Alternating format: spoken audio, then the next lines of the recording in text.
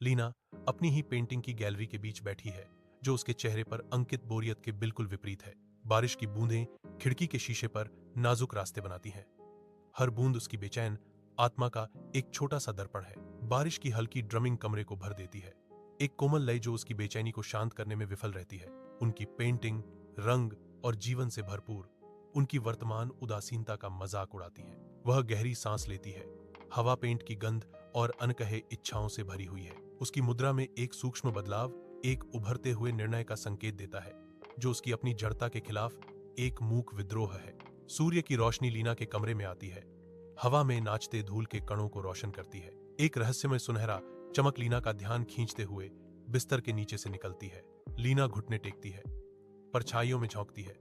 उसकी अभिव्यक्ति जिज्ञासा से आश्चर्य में बदल जाती है।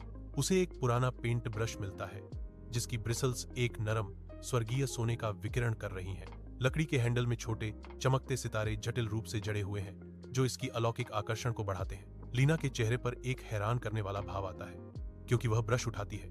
उसके ऊपर अजनबीपन का एहसास छा जाता है। अपनी धूपदार कमरे में लीना नाजुकता से एक ब्रश को जीवंत जल रंगों में डुबोती है, जो बनाने के लिए तैयार है। ध्यान केंद्रित करके वह कागज पर एक छोटी गहन लाल गेंद बनाती है। चित्रित गेंद जीवन में आती है, असंभव ऊर्जा के साथ पृष्ठ से उछलती है। चमकदार सुनहरी धूल की बौछार एनिमेटेड गेंद से फूटती है, जो हवा को जादू से भर देती है। सुनहरी धूल कमरे के चारों ओर तैरती और नाचती है।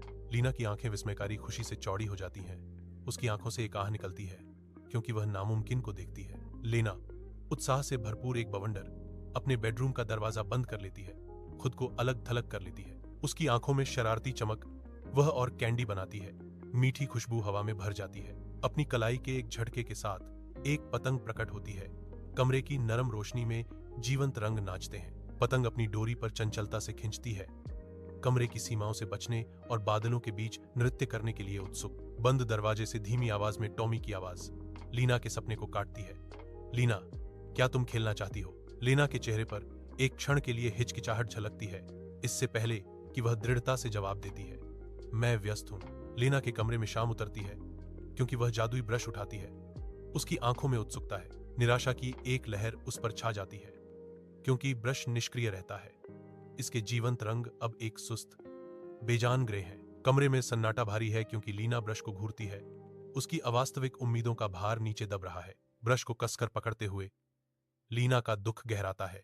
फीके रंग उसकी अपनी घटती भावना को दर्शाते हैं। गांव दिन की गर्म रोशनी में नहाया हुआ है, क्योंकि लीना अपनी खिड़की से बाहर देखती है। उसकी आंखें नीचे हो रहे दृश्य की ओर आकर्षित होती हैं। टॉमी बच्चों के एक छोटे समूह का केंद्र है। उसकी हंसी गूंजती है, क्योंकि वह बिना किसी हिचकिचाहट के अपने खिलौने साझा करता है। वह धीरे से घुटने टेकता है। उसका माथा एकाग्रता में सिकुड़ा हुआ है, क्योंकि वह एक छोटी लड़की को उसके जूते के फीते बांधने में मदद करता है। टॉमी द्वारा प्रदर्शित प्रत्येक दयालुता का कार्य लीना के कठोर बाहरी आवरण को भेदता है, जो उसकी अपेक्षाओं के बिल्कुल विपरीत है। लीना के भीतर एक गहरी अनुभूति जागती है। उसका भाव नरम पड़ जाता है, क्योंकि वह टॉमी से निकलने वाली वास्तविक अच्छाई को देखती है। गांव के दिल में लीना टॉमी के पास जाती है। उसकी आंखें एक रहस्य से चमक रही हैं। वह उसकी ओर एक चमकती हुई ब्रश बढ़ाती है।